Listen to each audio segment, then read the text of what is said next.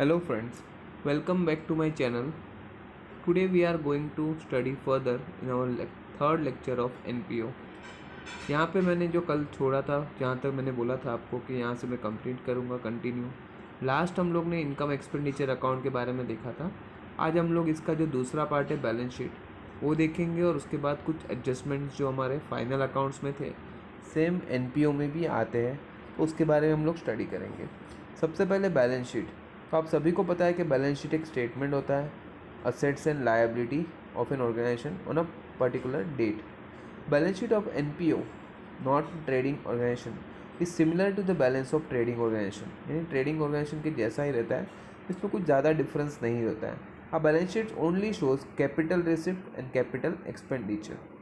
Balance sheet is prepared with a view to measure the exact financial position of organization and concern on a certain date, normally at the end of the year. Balance sheet हम लोग बनाते हैं कि at the end of the year, जैसे कि 31 मार्च को हमारा capital receipt कितना है या कैपिटल एक्सपेंडिचर कितना है, हमारी फाइनेंशियल पोजीशन क्या है, वो जानने के लिए हम लोग ये बनाते हैं। The excess of assets over liability, उसको हम लोग बोलते हैं capital fund. If the opening balance of capital fund is not given, अगर आपको कैपिटल फंड पहले नहीं दिया है तो then it can be ascertain at the balancing figure by preparing opening balance sheet. तो याद रखना, अगर आपको कैपिटल फंड क्वेश्चन में नहीं दिया है तो आपको capital fund opening balance sheet बना के फाइंड करना पड़ेगा। और दूसरी बात ऑलवेज याद रखना, कभी कभी अगर कोई नया NPO है, NPO कंसर्न है जो इसी साल स्टार्ट हुआ है, तो उसका पहला बैलेंस शीट यानी कि ओपनिंग बैलेंस शीट नहीं रहेगा। अब आप सोचो कि ओपनिंग बैलेंस शीट क्या है, तो ओपनिंग बैलेंस शीट मतलब कि लास्ट ईयर का बैलेंस शीट। जब आपको कैपिटल फंड नहीं दिया है तब आपको ओपनिंग बैलेंस शीट बनाना पड़ेगा ओल्ड फर्म के लिए। लेकिन अगर कोई नया फर्म है जो इसी साल बना है तो उसके लिए ओपनिंग बैलेंस शीट नहीं हो सकता, तो उसका डायरेक्टली हम लोग कैपिटल फंड लिखेंगे। जब ये क्वेश्चन आएंगे तब मैं ये वापस ये टॉपिक आपको बताऊंगा। अब डायरेक्टली आपको जो नेक्स्ट पेज है, दैट इज़ पेज नंबर 73 पे आपको स्पेसिमन दिया है बैलेंस शीट का। इट्स जस्ट लाइक द, जैसे हम लोग ने फाइनल अकाउंट का बैलेंस शीट देखा था वैसा ही है, सिर्फ यहाँ कैपिटल की जगह यहाँ पे कैपिटल फंड लिखा जाएगा। उसमें ओपनिंग जो आपको क्वेश्चन में दिया होगा वो ऐड देख सकते हो आप, डोनेशन, एंट्रेंस फीस, अगर कैपिटलाइज बोला होगा तो कैपिटल के अंदर उस अमाउंट को हम लोग ऐड करेंगे। प्लस सरप्लस, अगर हमें इनकम एक्सपेंडिचर अकाउंट से सरप्लस मिलता है तो ऐड होगा, और अगर डेफिसिट आता है तो आप देख सकते हो नीचे लेस डेफिसिट लिखा है। That is depend upon the question कि वो सरप्लस होगा या डेफिसिट, दोनों में से कोई एक होगा। नेक्स्ट बिल्डिंग फंड, अगर कोई फंड स्पेसिफिक पर्पस के लिए दिया गया है, जैसे कि building fund, endowment fund, tournament fund, special fund, charity fund, ये सारे फंड बिजनेस के लिए लायबिलिटी है, क्योंकि ये सारे फंड हमें उस पर्टिकुलर उस चीज़ के लिए दिए गए। तो ये फंड बिजनेस कहीं और यूज़ नहीं कर सकता, ये फंड बिजनेस के ऊपर इज़ अ लायबिलिटी कंसिडर होगा। तो अगर कोई भी फंड आए स्पेसिफिक फंड, जब उसका नाम दिया होगा तो वो लायबिलिटी में जाएगा। Next is creditors, bank overdraft, other loan, ये सब आपको पता है कि हमारी थर्ड पार्टी लायबिलिटीज है, इसके लिए हम लोग लायबिलिटी साइड डालते हैं। नेक्स्ट ये outstanding expense, pre received income, जिसमें एग्जाम्पल के तौर पे लिखा है सब्सक्रिप्शन रिसीव्ड इन एडवांस है, लाइफ मेंबरशिप फीस, अगर ये कुछ चीज़ दिया होगा, जब भी आपको पता है ये आउटस्टैंडिंग एक्सपेंस और प्री रिसीव्ड इनकम यानी कि एडवांस इनकम हमारी बैलेंस शीट असेट्स में लायबिलिटी साइड में जाते हैं। अब आते हैं हमारी असेट साइड में। असेट्स में पहला ही दिया आपको cash in hand, cash at bank, fix deposit, investment, debtors, land and building, furniture, fixture, plant and machinery, equipment, play ground, यानी अगर कोई स्पोर्ट्स क्लब है और उनके पास ग्राउंड है तो प्ले ग्राउंड भी उनकी असेट्स होगी, मोटर व्हीकल, लाइब्रेरी है तो लाइब्रेरी में जो बुक्स रहेगी वो लाइब्रेरी की असेट्स में काउंट होगी। अगर कोई स्पोर्ट्स, मैंने बताया कि जैसे स्पोर्ट्स का ग्राउंड है, स्पोर्ट्स क्लब है, तो उसके लिए स्पोर्ट्स मटेरियल होते हैं जो एवरी ईयर उनको जो डैमेज हो जाते हैं उसकी जगह नए रिप्लेस करने पड़ते हैं, इसके लिए स्टॉक ऑफ स्पोर्ट्स मटेरियल, अगर एट द एंड कोई स्पोर्ट्स मटेरियल बचा है तो वो असेट्स में लिखना पड़ेगा। वैसे ही अगर कोई आप दूसरा होगा तो स्टॉक ऑफ स्टेशनरी, जैसे कॉलेज का होगा तो वहाँ स्टेशनरी का और हर साल स्टॉक मेंटेन करके रखना पड़ता है। तो अगर कोई कॉलेज का या स्कूल का दिया होगा तो वहाँ पे स्टॉक ऑफ स्टेशनरी आ सकता है स्टॉक ऑफ स्पोर्ट्स मटेरियल की जगह पे। अगर कोई हॉस्पिटल का होगा तो स्टॉक ऑफ ड्रग्स आएगा। ये तीनों एज पर द क्वेश्चन के हिसाब से दिया होगा तो हम लोग को करना है कि स्टॉक होगा तो आपकी असेट्स बन जाएगा। लोन्स एंड एडवांसेस गिवन, यानी हमने कोई लोन दिया है तो वो बैलेंस शीट में जाएगा asset side. Accrued interest, accrued means outstanding interest हो गया। प्रीपेड एक्सपेंस, आउटस्टैंडिंग इनकम, यानी कोई भी इनकम आउटस्टैंडिंग है या कोई भी एक्सपेंस आपने प्रीपेड कर दिया है वो आपकी असेट्स में जाता है। इसके बाद आपको यहाँ पे कुछ एडजस्टमेंट दिए हुए हैं, मतलब जो आप लोग ने हम लोग ने पहले भी देखे हुए हैं, जो आपको पता होगा। हम लोग फाइनल अकाउंट में भी इसके सारे एडजस्टमेंट पहले ही कर चुके हैं तो वो सेम है, कुछ भी नया नहीं है इसमें। सिर्फ आपको ध्यान रखना है जब आपका कोई आउटस्टैंडिंग प्रीपेड लास्ट ईयर के साथ रिलेटेड होगा तब हमारा फॉर एंट्री उल्टा हो जाएगा। मैं बताऊंगा अभी। सबसे पहले नॉर्मल है आउटस्टैंडिंग एक्सपेंस। दो इफेक्ट हम लोग फाइनल अकाउंट में क्या कर देते हैं, add in given expense balance sheet liability side. तो देखो यहाँ पे भी वही लिखा है, add outstanding amount in the concern expenditure on the expenditure side of income and expenditure account.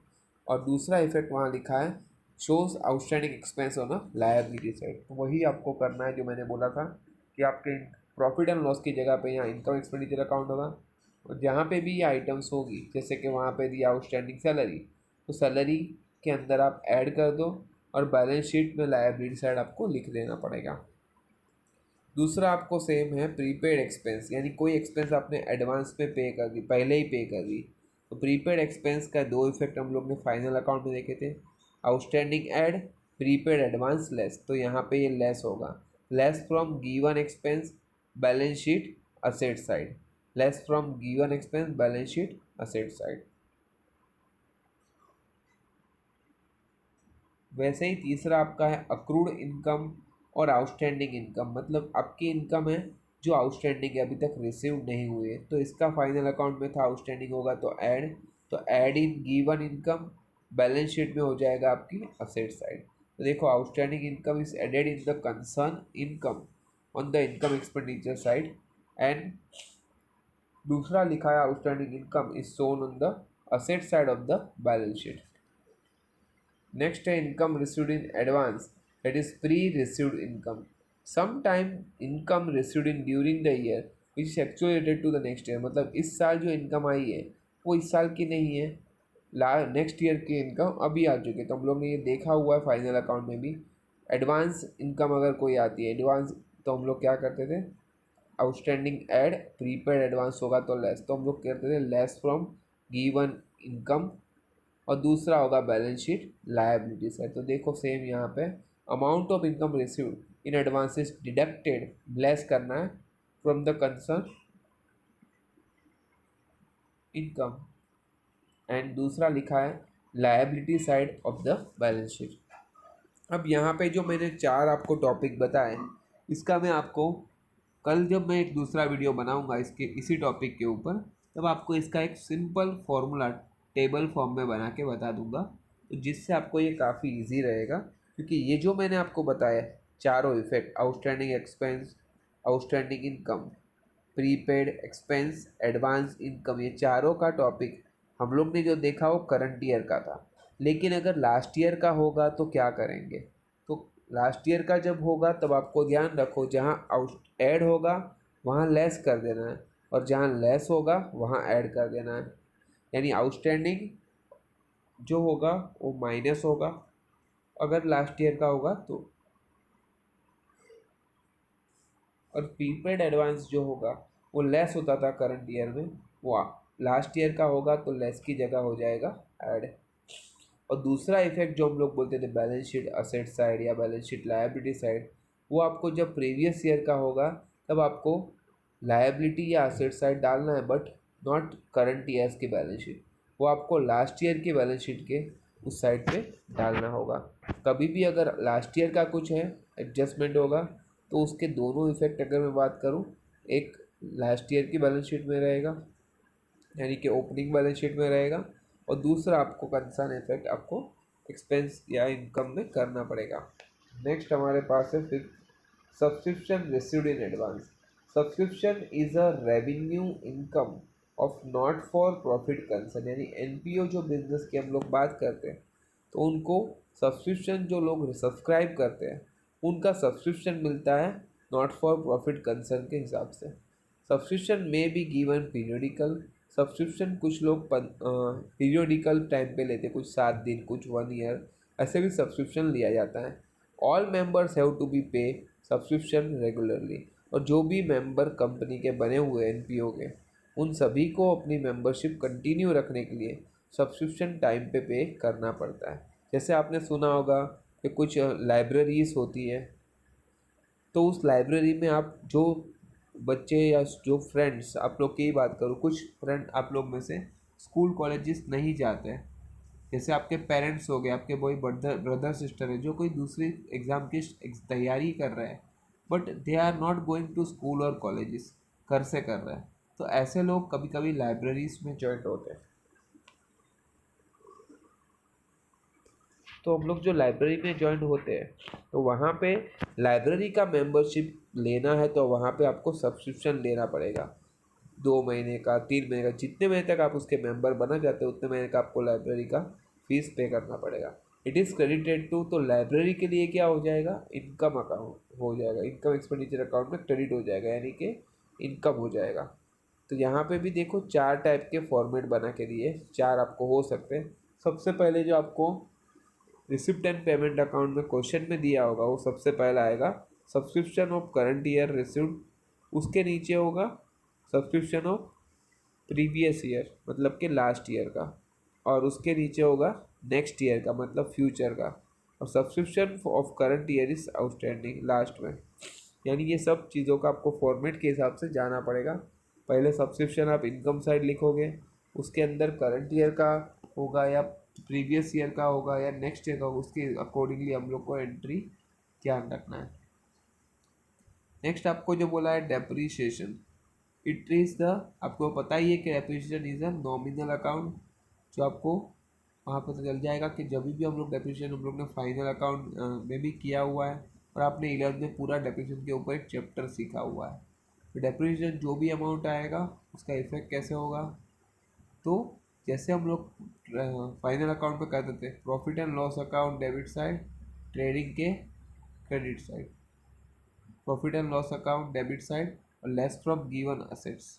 ठीक है, तो यहाँ पे प्रॉफिट एंड लॉस के डेबिट साइड हम लोग लिखेंगे, तो प्रॉफिट एंड लॉस की जगह यहाँ पे हमारा अकाउंट है इनकम एक्सपेंडिचर अकाउंट, तो इनकम एक्सपेंडिचर अकाउंट के डेबिट साइड, और दूसरा होगा लेस फ्रॉम गिवन असेट। जैसे कि अगर बोला है डेप्रीशिएशन ऑन मशीनरी, तो profit and loss sorry income expenditure account के डेबिट साइड डाल दो और लेस फ्रॉम मशीनरी कर देना। तो आपको ये ध्यान रखना है। नेक्स्ट आपको जो दिया है capitalization of entrance fees.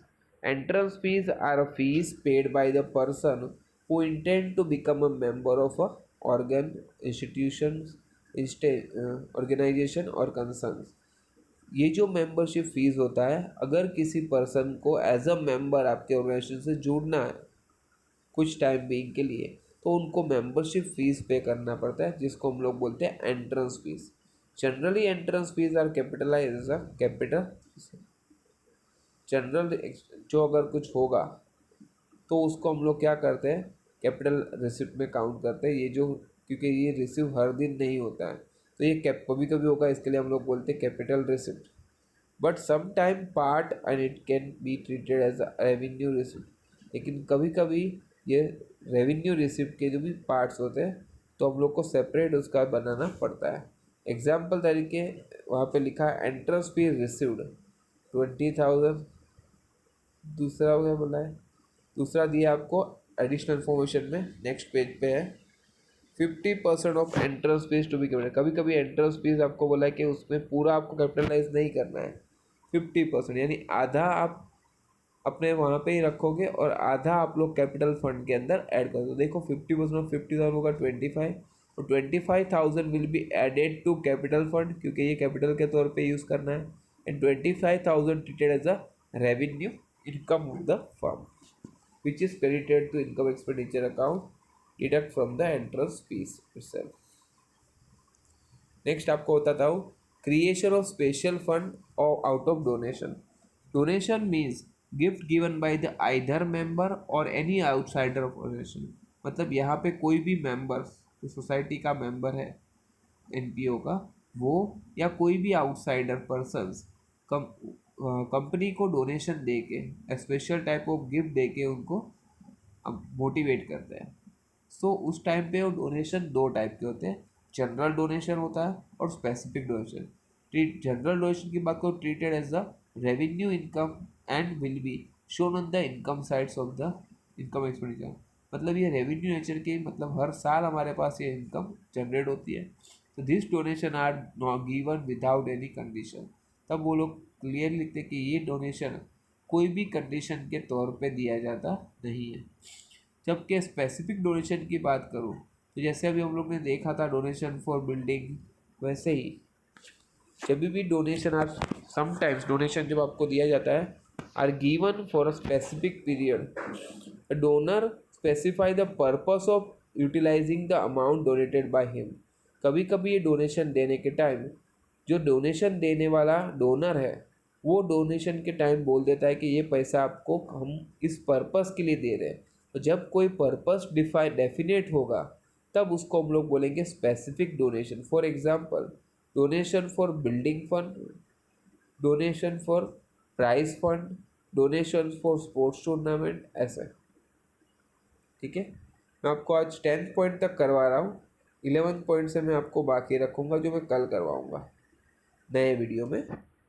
Creation of special fund तो हो गया, उसके बाद स्टॉक ऑफ स्टेशनरी। स्टेशनरी का आपको ये फॉर्मेट याद रखना है, सेम फॉर्मेट आप स्टॉक ऑफ मशीन मेडिसिन के लिए और स्टॉक ऑफ जो हम लोग ने अभी आगे देखा था stock of stationery, stock of medicine और स्टॉक ऑफ स्टेशनरी का भी होगा। फिर मेडिसिन का मैंने बोला स्पोर्ट्स मटेरियल का, 3 टॉपिक में आपको ऐसे ही फॉर्मेट याद रखना है। तो देखो यहाँ पे सबसे पहला होगा ओपनिंग स्टॉक जो आपको रिसिप्ट पेमेंट से मिलेगा, उसके अंदर add purchase receipt during the year. तो उसके बाद इस साल का जो हम लोग ने रिसिप्ट स्टेशनरी परचेस किया है वो आएगा। फिर उसके बाद आउटस्टैंडिंग बिल अगर कोई होगा तो वो दोनों ऐड होगा। तो ये दोनों अगर आपने स्टेशनरी इस साल ख़रीदा है और लास्ट अगर कुछ आउटस्टैंडिंग है तो ये सब उसके अंदर ऐड हो जाएगा। लास्ट में क्लोजिंग मतलब एट द एंड हमारे पास कितना स्टेशनरी बचा है वो आपको वहाँ पे माइनस करना पड़ेगा। तब जाके जो स्टेशनरी बाकी रहेगा वो आपका बोला जाएगा स्टॉक ऑफ स्टेशनरी, जो हम लोग ने अभी देखा था जाएगा बैलेंस शीट असेट साइड। तो stationery consume is to be debited to income expenditure account. तो ये जो फॉर्मेट मैंने बताया वो आपको इनकम एक्सपेंडिचर अकाउंट में ही प्रिपेयर करना है, उसके अंदर करना है एक्सपेंडिचर साइड।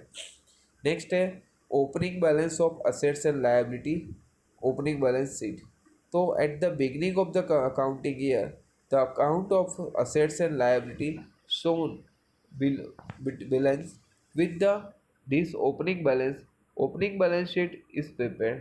तो वही फॉर्मेट में उसको आपको ध्यान रख के ओपनिंग बैलेंस शीट कभी कभी बनाना पड़ेगा जब भी कैपिटल फंड नहीं दिया है। While preparing final account of the concern this balance sheet are prepare taken into account.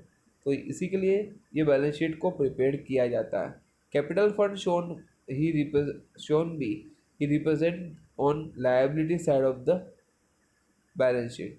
Capital fund जो हम लोग ने अभी भी देखा था वो बैलेंस शीट के सबसे टॉप मोस्ट कॉलम पे रहता है, मतलब कि सबसे ऊपर रहता है। अब इम्पोर्टेंट टर्म्स जो आपको यहाँ पे ध्यान रखने हैं वो मैं आपको कल बताऊँगा, क्योंकि यहाँ तक मेरा 10B जो है इम्पोर्टेंट टर्म्स में एंट्रेंस भी वो बता देता है। उसके बाद का जो 5th point sale of old furniture जो है वो हम लोग कल करेंगे लाइफ मेंबरशिप से। तो मैं आपको ये टर्म बता देता हूँ, 3 जो हमें बताए इम्पोर्टेंट टर्म्स में। सबसे पहला एंट्रेंस फीस, उसके लिए हमें 7th पॉइंट पे जाना पड़ेगा। सब्सक्रिप्शन के लिए हमारा पॉइंट नंबर 5 जो आप लोग ने आज देखा अभी, सब्सक्रिप्शन मंथली बेसिस पे होता है। और legacies is a means of gift received under the will on death of the partner. Legacies मतलब यहाँ पे ये है कि जो पार्टनर है वो डेथ हो जाता है तो उसका legacies means a gift received under, तब वो जो पर्सन उसके लिए जिम्मेदार है उनको उनकी प्रॉपर्टी का जो भी हिस्सा यहाँ पे होगा वो पे करना पड़ेगा। जैसे वहाँ पे लिखा भी है जनरल गिफ्ट, तो revenue home making, revenue home जो यहाँ पे लिखा है लेगेसीज के बाद आपको दिया है, legacies means a gift received under the will on death of the donor. The gift may be general donation or specific purpose. General gift में रखा है revenue income which is credited on the income side of the income expenditure. तो ये जो अगर revenue income अगर आपको दिया जनरल गिफ्ट होगा तो इसको हम लोग इन पर इनकम एक्सपेंडिचर के क्रेडिट साइड लिखेंगे। लेकिन अगर स्पेशल पर्पस के लिए जैसे हम लोग ने आगे भी देखा कोई स्पेसिफिक पर्पस के लिए जब ये दिया जाता है it is capital receipt, it should be shown on the liability side of the wealth. तो स्पेसिफिक डोनेशन को हम लोग पता है जैसे हम लोग बोलते डोनेशन फॉर बिल्डिंग फंड, तो स्पेसिफिक डोनेशन हो गया तब हम लोग को पुलिस को कम बोलते हैं ना कि बेनिफिट देना पड़ता, स्पेशल पर्पस के लिए हमारा ये होता है। तो ये यहाँ पे दो टाइप के गिफ्ट हमारे होते हैं, जनरल गिफ्ट जो रेवेन्यू इनकम का है और स्पेशल गिफ्ट जो हम लोग ने देखा था स्पेशल डोनेशंस वो होता है special purpose, it is capital receipt. तो अगर जनरल रेवेन्यू इनकम होगा तो हम लोग लिखेंगे इनकम एक्सपेंडिचर के इनकम साइड, और अगर स्पेशल पर्पस के लिए कोई डोनेशन होगा तो हम लोग लिखेंगे उसको लायबिलिटी साइड। ठीक है, यहाँ तक आप लोग कुछ भी अगर डाउट होगा तो मुझे प्लीज़ इन्फॉर्म करना, कमेंट सेक्शन में बता देना कि आपको कोई डाउट है तो मैं इसकी हेल्प कर दूँगा। इसके बाद का जो टॉपिक है life membership fees and everything वो हम लोग कल देखेंगे। ठीक है, thanks for watching, bye for the day.